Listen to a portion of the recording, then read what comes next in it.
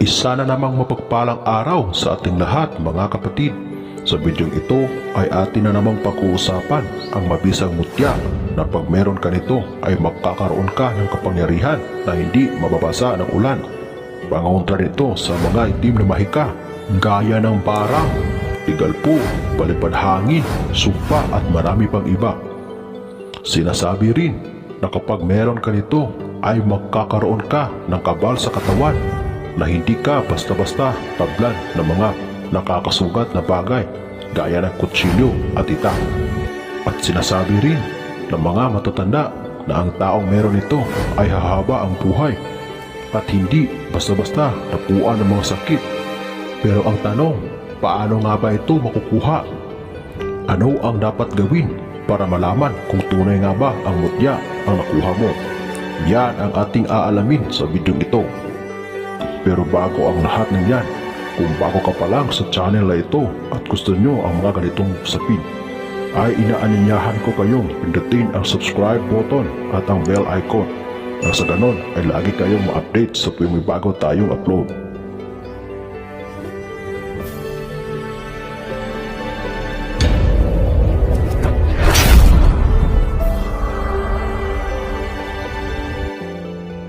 Ang gabi ay kilala bilang bungang ugat na madalas sinasahog sa maraming putahe.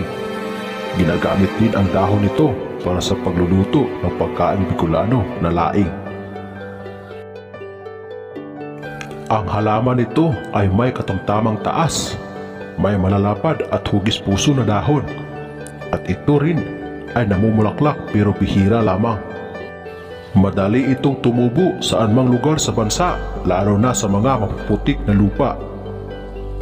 Ang iba't ibang bahagi ng halamang gabi ay maaring makuhanan ng maraming uri ng kimikal at sustansya na maaring may benepisyo sa kalusugan. Mayroon din itong mga mineral na kalsyum, phosphorus at iron. Ang naturang dahon ng gabi ay makukuhanan ng vitamin C at B. Ang ugat naman ay may mataas na level ng starch at amino acid. Maaring gamitin bilang gamot ang ilang bahagi ng halaman tulad ng dahon.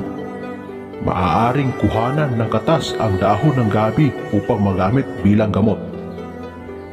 Maraming sakit ang kayang gamutin ng gabi gaya na lamang ng hika, rayuma, pananakit sa loob ng tenga, tusok ng insekto, hirap sa pagdumi, kagat ng ahas, pagtatae, lagnat at marami pang iba. Hindi lang pala pagkain ang gabi dahil pwede rin pala itong gamitin bilang lunas sa mga karamdaman. Bukod sa lahat ng kahalagahan ng gabi, ay sinasabi na meron itong mutya na makukuha at ito ang tinatawag na mutya ng gabi.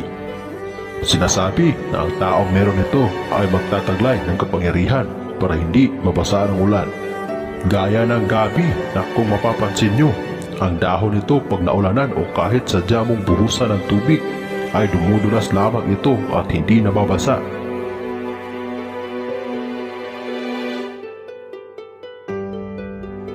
Kaya sinasabi na pag meron kang mutya ng gabi ay ganyan din ang kapangyarihan na makukuha mo. Maraming klase ang gabi. Ang tinutukoy kong may mutya ay yung gabing maliliit gaya ng nasa picture. Sinasabi na ang magtataglay nito ay magkakaroon ng kabal na hindi basta-basta matatablan ng mga matutulis na bagay at hahaba ang buhay.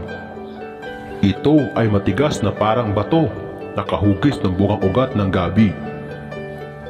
Kapag nakabunot ka ng gabi na ang ugat ay matigas na parang bato, itago po yan dahil yan ang mutya ng gabi. Pero hindi ito basta-basta makukuha kahit ilang gabi pa ang bunutin mo kung hindi ito ipagkakaloob sa iyo ng ating inang kalikasan. Ay mabibigo ka lamang dahil piling-pili lang ang taong pinagkakalooban nito. Pero kung isa ka sa taong piling pinagkalooban nito, ay ingatan ito at huwag ipagmayabang o ipakita para patuloy na manatili ang bisa nito. Gamitin lamang ito sa kabutihan at pagtulong sa kapwa para lagi kang gabayan sa ating Diyos Ama. Hanggang dito na lang ang ating kaalaman para sa araw na ito. Muli, salamat sa inyong walang sawang panonood. God bless us all.